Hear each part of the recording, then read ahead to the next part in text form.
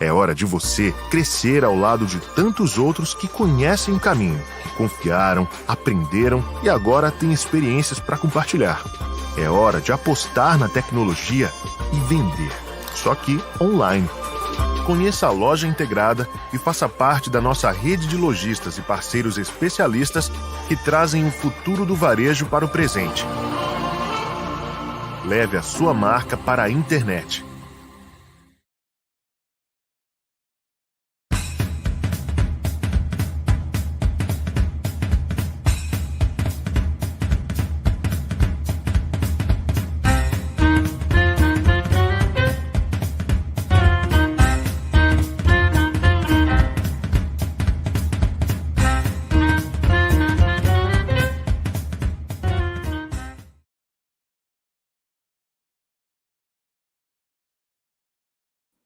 Boa tarde a todos, sejam bem-vindos. Eu sou Leila Guimarães, sou estrategista de mídia.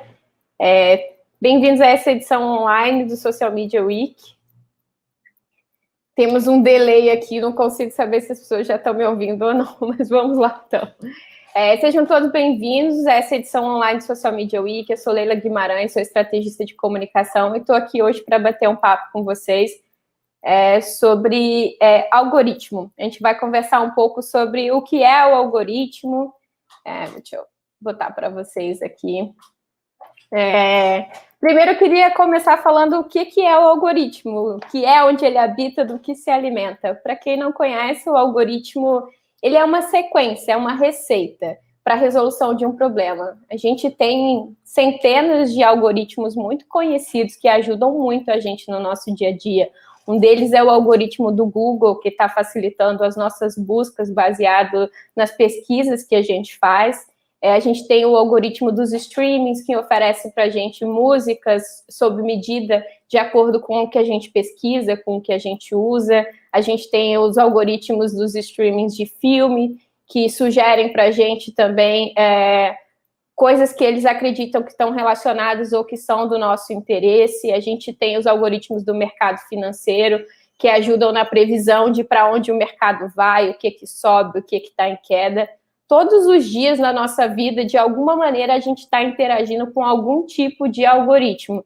Seja o algoritmo que está trabalhando, fazendo cálculos para a previsão do tempo. A gente tem no Reino Unido um data center gigante que trabalha fazendo 14 mil trilhões de cálculos por minuto para ler, por exemplo, a temperatura global, para pensar como o nosso clima vai ficar, para pensar para onde a gente está indo, para pensar por nós coisas que a gente, às vezes, não consegue calcular.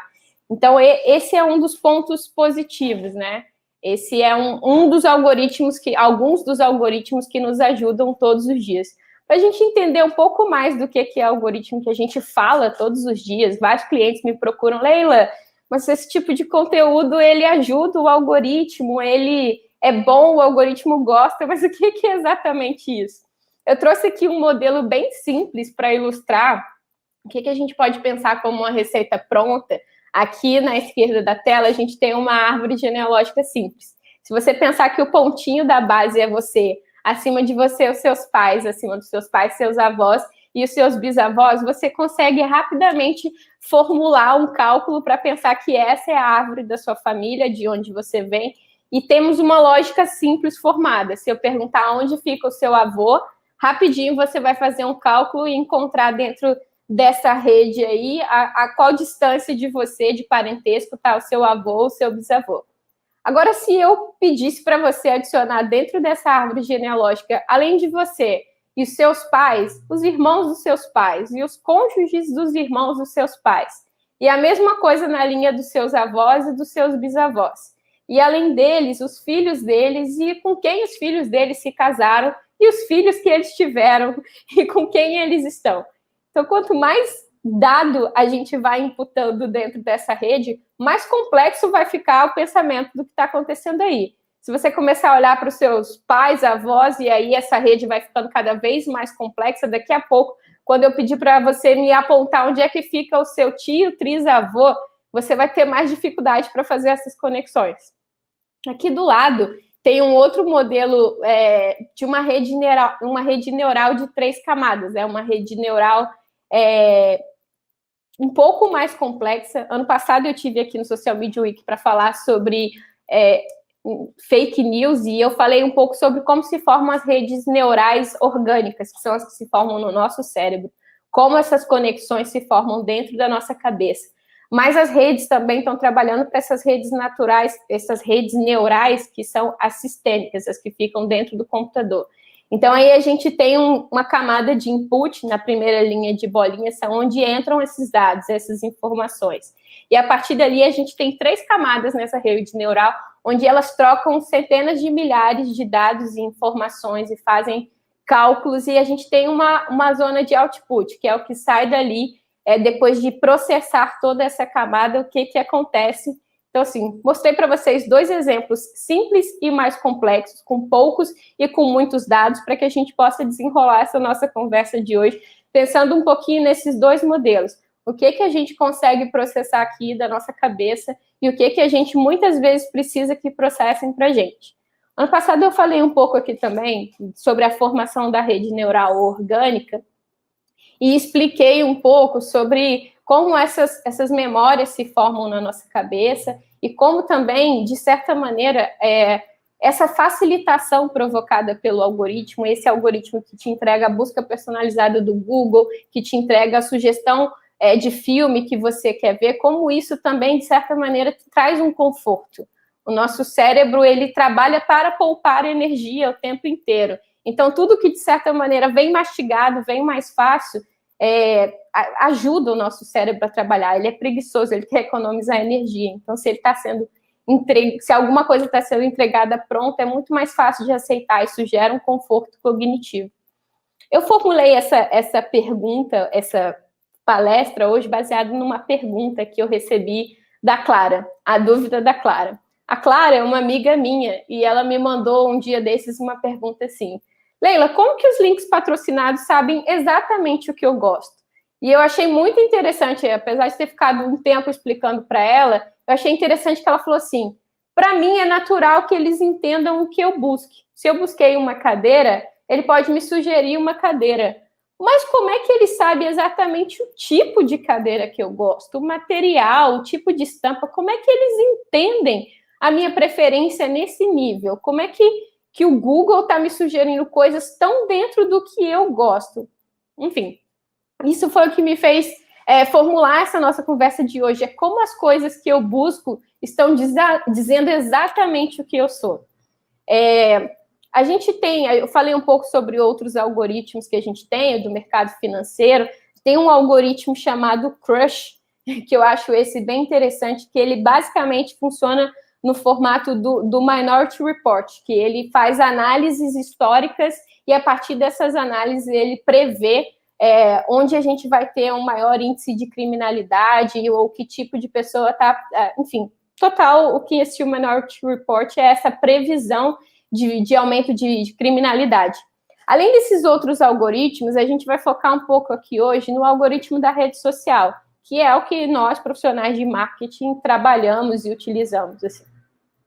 As redes sociais, as plataformas digitais, todas elas são grandes bancos de dados. Através das redes sociais, a gente está todos os dias entregando dados. Mas para quem que a gente entrega dados? Para diversas empresas. Na última semana, a Netflix lançou um documentário que suponho que quem ainda não viu, corra para ver assim que a gente acabar aqui, que é o do Social Dilemma, que conta um pouco do que a gente vai falar aqui hoje sobre como essas informações que a gente está fornecendo, esse tempo que a gente está passando conectado, como isso está direcionando muito conteúdos que chegam até a gente e também a nossa maneira de pensar. Então, voltando aqui em como as coisas que eu busco estão dizendo como eu sou, todos os dias a gente passa horas e horas e horas do dia conectados a alguma plataforma digital. Seja aí na rede social, seja através do seu e-mail, no Google, no site de busca, quando você vai usar o aplicativo do banco, usar um aplicativo para fazer compra de comida, principalmente nesse período da pandemia, onde todos os acessos online aumentaram exponencialmente, né? Com essa dificuldade de contato, a gente começou a se conectar cada vez mais através do digital.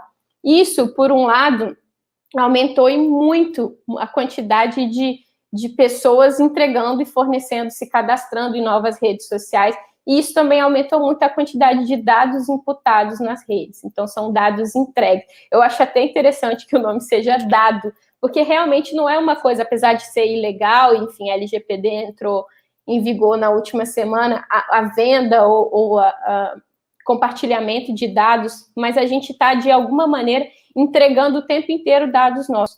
E esses dados, eles são analisados e segmentados. Mas como são segmentados?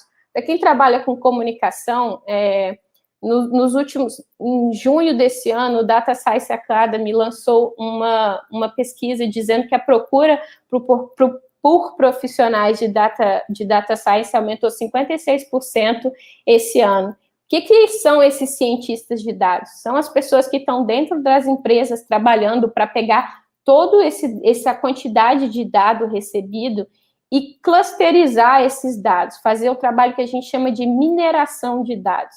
O que é a mineração de dados? Você está ali, baixou um e-book, você acessou uma videoconferência, você clicou, você deu um like num post do Facebook, você compartilhou um vídeo no Instagram, todos aqueles dados estão indo parar dentro de uma base. Você cadastrou seu e-mail e, a partir dali, todo o conteúdo que você acessa, ele vai ser associado a você aqui por trás das redes. Existe alguém que está recebendo isso. Esses profissionais de data science, eles fazem esse processo de mineração, que é construir padrões consistentes desses dados. Eu pegar um grupo de pessoas, eu coloquei um teste AB de anúncio, um anúncio verde e um azul. 50 pessoas clicaram no verde e 800 pessoas clicaram no azul. Aqui eu começo a separar sistematicamente padrões. Pessoas que clicam mais em anúncios verdes, pessoas que clicam mais em anúncios azuis. Sequências e sequências de testes são feitos para aprimorar essa segmentação, para descobrir cada vez mais qual tipo de cadeira que a Clara vai comprar. Eu fiz um experimento com a Clara e pedi que ela, durante uns 2, 3 dias, me enviasse os anúncios patrocinados que ela recebia no feed dela. E esses foram alguns dos prints que ela me mandou em alguns dias de pesquisa.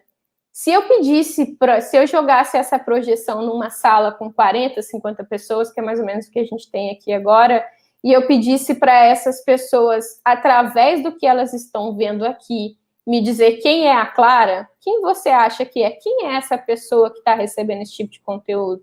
Ela tem interesse por coisas de casa, ela gosta de discos, ela tem ali itens de decoração. A gente começa a fazer uma espécie de decupagem através disso que a gente está vendo aqui.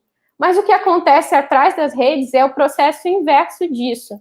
É de fazer toda essa mineração de dados atrás, é criar essas relações sistêmicas, né? A gente pega as variáveis e vai criando clusters. A gente vai vendo o que nos aproxima dentro desses dados, em qual cluster a gente está. Existe o grupo de pessoas que está comprando mais itens de decoração, existe um grupo das pessoas que estão comprando itens de valor, existe pessoas que estão comprando mais roupas online, e todas essas segmentações, elas servem para direcionar anúncios dentro da plataforma.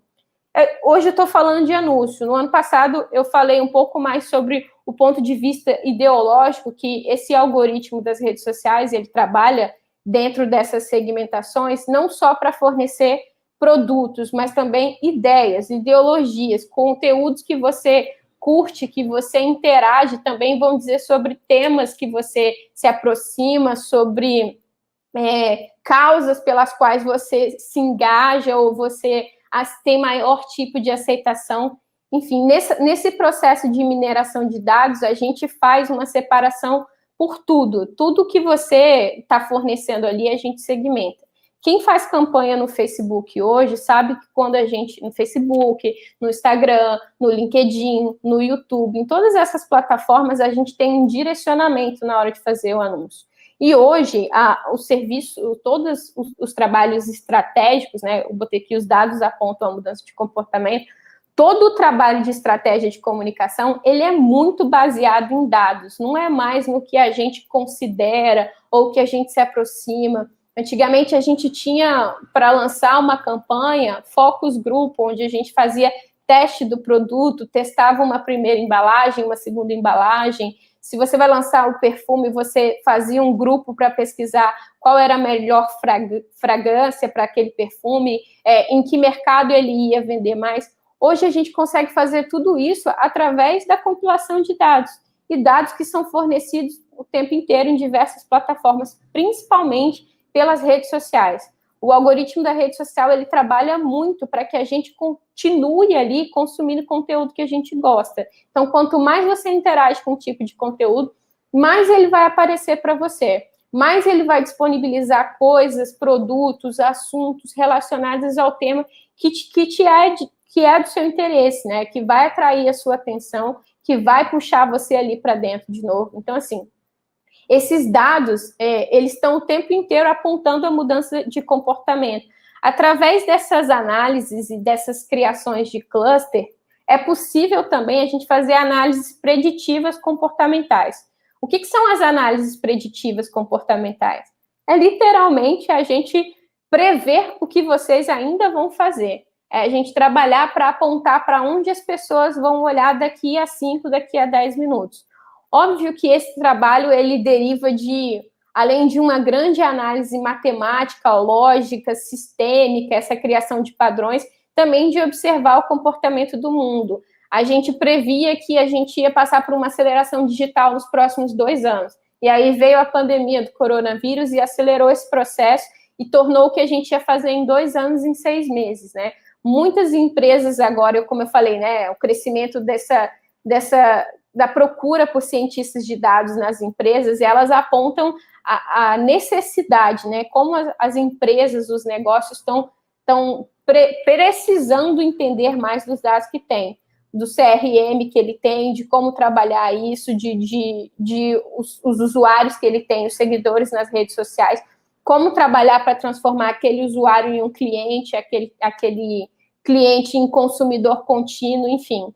Essas análises preditivas comportamentais, elas baseadas nessas relações sistêmicas, nessas variáveis que a gente analisa, ela faz uma previsão. Assim como a gente tem, eu falei do algoritmo da previsão do tempo, que aponta e fala, olha, esse vento está trazendo para cá, então essa massa de ar frio vai chegar e vai chover. No mercado financeiro, a gente tem a previsão de alta de algum investimento, de queda de outro. São análises que apontam tendências. E a gente também está muito suscetível, né, a essas tendências, a ler o que vai ser tendência e a se comportar também de acordo com aquilo.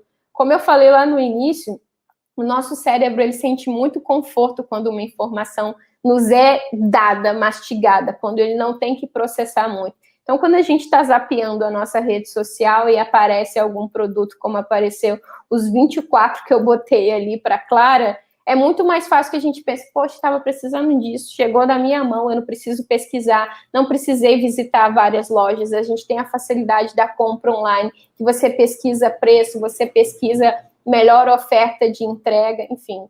Existe o lado do consumidor que enxerga dessa maneira e existe o lado aqui de quem trabalha fazendo performance de mídia, de quem trabalha como eu, desenvolvendo essas estratégias, que pensa a melhor maneira de entregar isso da forma mais customizada, fazendo essas análises para entender onde você vai querer ver, em que momento do dia vai ser melhor falar com você, qual a linguagem a gente vai falar para te atingir, tudo isso baseado em testes, baseado em várias, além das análises, em vários experimentos. E as pessoas que estão respondendo esses experimentos somos nós, consumidores, assim. No documentário, no The Social Dilemma, é muito interessante ver como, além de só essa coleta de dados, toda a rede social, a composição, o designer, hoje a experiência de usuário é uma coisa que é levada em consideração no desenvolvimento de todo o site, de todo o app, a gente quer entender como a pessoa vai experimentar melhor aquele acesso, de que maneira vai ser mais confortável para ela. Ao mesmo tempo que isso entrega uma coisa que é para a gente muito razoável e prazerosa, ela também está muito deixando a gente propenso a se viciar naquilo. Volto a reforçar, a gente vai encontrar conforto, vai ser mais fácil, a gente vai voltar o tempo inteiro. Enfim, esse monitoramento ele é feito através dos nossos dados para não prever apenas o que a gente mas também o que a gente pensa e o que a gente sente.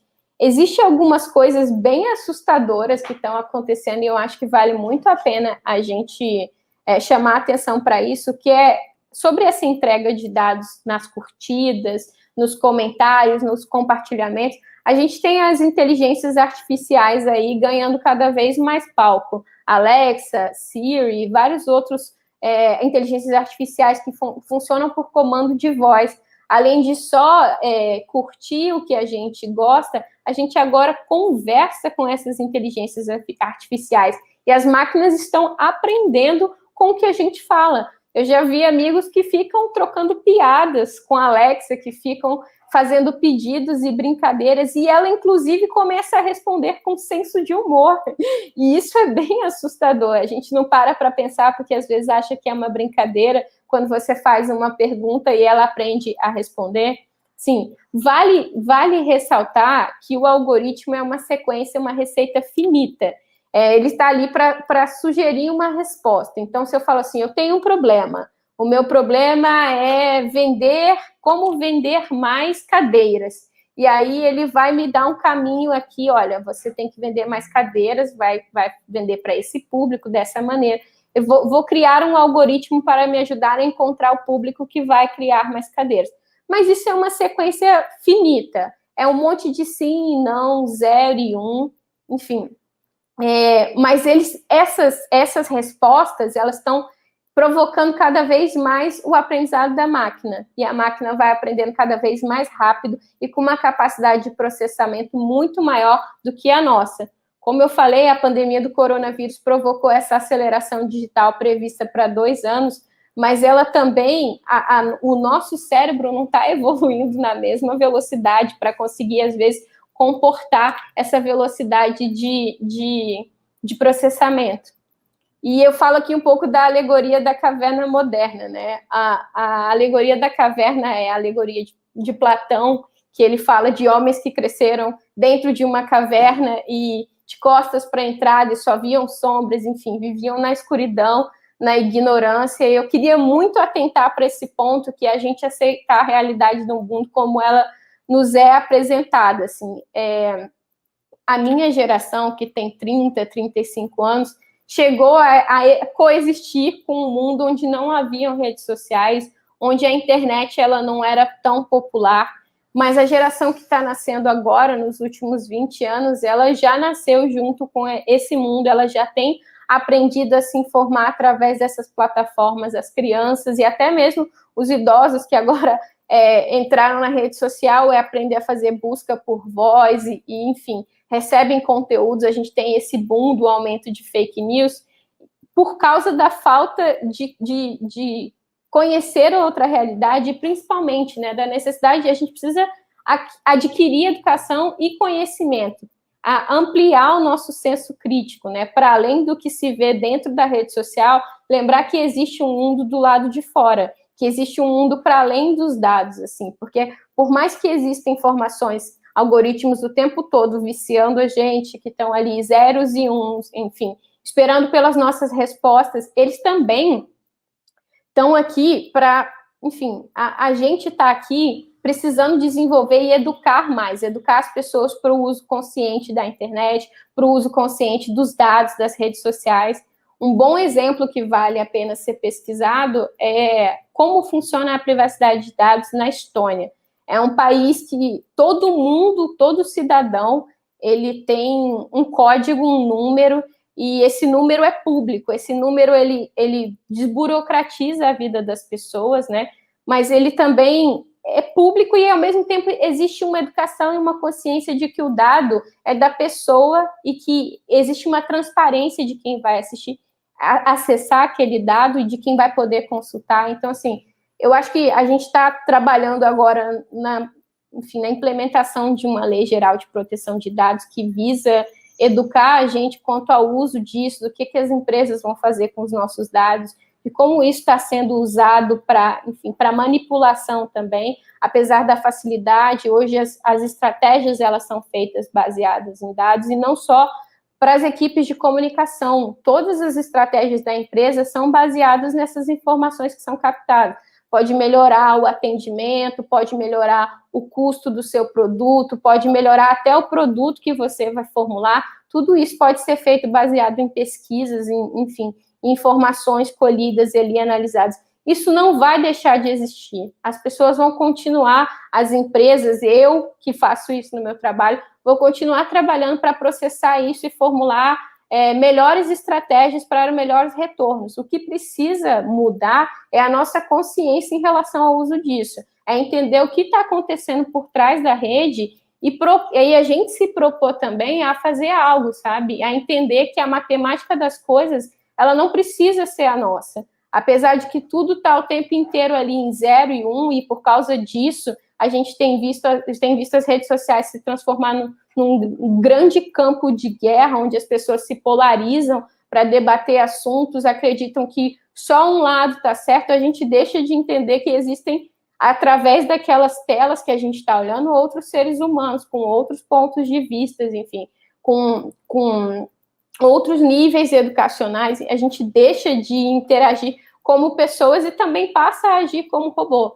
Então, assim, a gente tem que entender a complexidade do que é ser humano também, e não se deixar levar apenas pelo que a gente vai ser proposto o tempo inteiro, se vender o tempo inteiro para esses dados.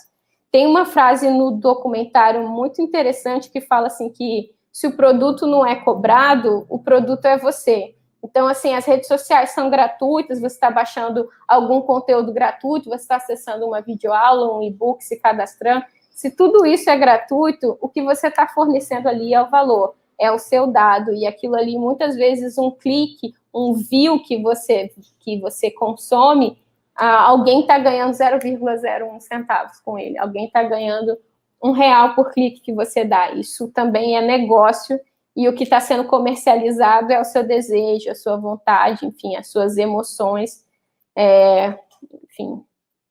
E para finalizar aqui, porque o nosso tempo é bem curto, eu queria falar um pouco mais sobre isso, né? Eu mostrei ali, baseado nos anúncios, quem é a Clara, né? Quem está aparecendo ali, mas a Clara, ela é muito mais do que uma preferência por produto ou serviço ou ideia. Os algoritmos estão nos lendo o tempo inteiro, nos interpretando através de informações muito tangíveis, né? Tudo que eles podem captar ali, as nossas preferências, nossos gostos, a nossa curtida, o que a gente escuta, o que a gente assiste, o que a gente responde, que emojis a gente está usando, as reações do Facebook, elas são para dizer se você gostou, se você sentiu raiva, tudo aquilo ali você está entregando além do que você entende, mas também o que você sente quando você reage em relação àquilo, se você está usando mais emojis, o tempo que você passa diante de uma tela, se você ficou 2 segundos ou 5 segundos, tudo isso, aquilo ali está sendo contabilizado para ver sua reação diante daquele conteúdo. Mas existe um ponto de vista, existe um lado muito humano, as coisas intangíveis que esses algoritmos não estão medindo, e a gente tem que se lembrar disso na hora de usar a rede social também, na hora de comentar o conteúdo, na hora de expor alguma coisa, na hora de expor um conteúdo, na hora de postar, a gente tem que lembrar do que somos nós, para além do que aparenta nessa vitrine das redes sociais, enfim.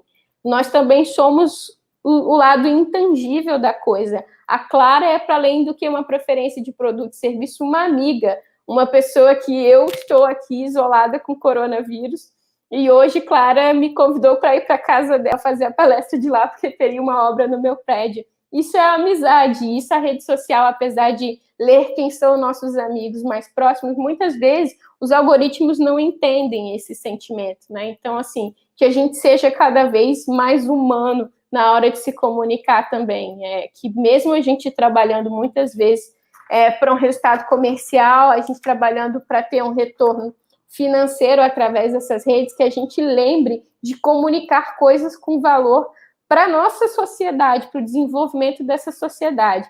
Apesar dos algoritmos estarem o tempo inteiro lendo e fazendo análises preditivas, como eu falei, do futuro, prevendo o que vai acontecer, esses algoritmos são aperfeiçoados e alterados o tempo inteiro, porque a nossa natureza humana também muda. A gente está em constante transformação, e porque estamos em transformação, esses algoritmos também têm que se transformar. Então, também cabe a nós mudar tudo isso para melhor. É um papel que a gente também deve cumprir. Eu deixei aqui para o finalzinho um bônus, assim, porque uma outra amiga me falou que ela estava sendo muito afetada por anúncios durante esse período da quarentena, e que isso estava deixando ela uma compradora compulsiva, e ela estava se sentindo muito mal, porque ela não conseguia resistir. Aparecia um produto com 50% de desconto e ela queria logo comprar. E isso, assim, gera, no momento em que a gente está em casa, entediado, gera um conforto na hora da compra, mas em seguida a gente também sente a tristeza por não ter nenhuma recompensa, né? Passa, é uma dose de dopamina que vem e acaba. Eu botei aqui o exemplo do próprio anúncio do Social Media Week, que deve estar aparecendo aí para vocês também, mas todo anúncio patrocinado no Facebook, ele tem essa opção de você clicar nesses 3 pontinhos aqui em cima e tem essa pergunta: por que eu estou vendo esse anúncio? Quando você clica dentro de por que eu estou vendo esse anúncio, ele vai te mostrar aqui como essa campanha foi segmentada. O Social Media Week está alcançando pessoas semelhantes aos clientes dela, ou seja, quem segue a página do Social Media Week e amigos próximos podem estar sendo impactados por esse anúncio, pessoas com 18 anos ou mais. E aqui embaixo a gente tem assim, fazer alterações nas preferências dos anúncios. Quando você entra aqui, existe um universo a ser explorado que ninguém conta, que são os likes que a gente já deu no Facebook, e aqui você vai ver interesses que você teve, Copa do Mundo, férias, festival de música. Você pode deletar esses interesses para ajudar com que você receba menos anúncios. Ali a gente tem várias categorias de notícias, negócios, viagens, pessoas, hobbies, atividades. Todos esses dados que você já forneceu na rede social, todos eles estão ajudando a chegar anúncios até você, a segmentar informações a seu respeito. Então, assim, vê se vale a pena ter fornecido tanta informação assim, deleta algum desses dados, deleta alguma dessas coisas, preste atenção antes de dar um like em que conteúdo que você está consumindo, que você está compartilhando, se ele reflete também o que você espera ver dentro desse mundo. E por fim aqui, né, o algoritmo, ele é inimigo ou ele é aliado? Enfim, eu comecei citando várias coisas legais que são feitas através de cálculos do algoritmo, enfim. Não cabe ao algoritmo ser bom ou ruim, é uma escolha nossa também, não só uma escolha nossa, é uma escolha que às vezes ela tem que ser levada a um nível político, a um nível de tomada de decisão de quem julga o que pode ser feito ou não, e a nossa consciência do que estão fazendo com isso. Então, o nosso tempo aqui hoje foi muito curto, eu queria muito poder bater mais papo sobre esse assunto, tive que falar muito correndo muitas coisas. Após a palestra, eu vou estar disponível lá no Discord para quem se inscreveu, para a gente bater um papo sobre esse assunto, mas espero que vocês também pesquisem, que deem uma olhada a mais, que procurem entender mais de como o seu uso de rede social também está ajudando você a afunilar a sua visão de mundo, a acreditar que, enfim, a gente realmente está dentro de bolhas, e se é isso que a gente espera, né? Se é isso que a gente quer. Eu gosto de terminar sempre usando essa frase: o que navegar é preciso, viver não é preciso, que é uma frase do Fernando Pessoa, que fala sobre navegar é preciso porque tem precisão, a gente usa direcionamento, bússolas, enfim, e viver não é preciso, exatamente porque, como eu falei, a natureza humana, ela é imprecisa, a gente muitas vezes está aqui e tudo pode mudar ao mesmo tempo, e a gente tem que levar isso em consideração na hora de pensar se somos só máquinas, se somos só coisas zeros e uns suscetíveis a tudo que um algoritmo pode nos propor, que a rede social nos entrega como verdade essa realidade que a gente aceita. E olhar um pouco para fora da tela, olhar nos olhos das pessoas que a gente conhece, enfim, quando acabar essa pandemia, que a gente se encontre mais, esteja mais disposto a escutar também. E é isso, gente. Eu sou Leila Guimarães, eu sou estrategista de comunicação. Deixei aqui os meus endereços das redes sociais para quem quiser me acompanhar. Enfim, prometo tentar compartilhar um conteúdo de valor além de humor. Mas espero que a gente se encontre lá fora. Ano passado, depois dessa palestra, eu tive o prazer de, lá de fora da sala, bater papo com um monte de gente. Esse ano, infelizmente, a gente não pode se encontrar do lado de fora, mas a gente tem uma sala de bate-papo lá no Discord. E estou à disposição de vocês, quem quiser me procurar para conversar um pouco mais, assistam os documentários de Social Dilemma e Privacidade Hackeada, para entender um pouco mais sobre como a gente está sendo manipulado, de como a gente está sendo vendido, e de como a gente também, e pensar um pouco mais de como a gente pode interagir como seres humanos, do ponto de vista estratégico, o que a gente pode fazer para comunicar de uma maneira melhor. É isso, gente. Estão aqui me chamando que o nosso tempo está acabando. Obrigada a todo mundo.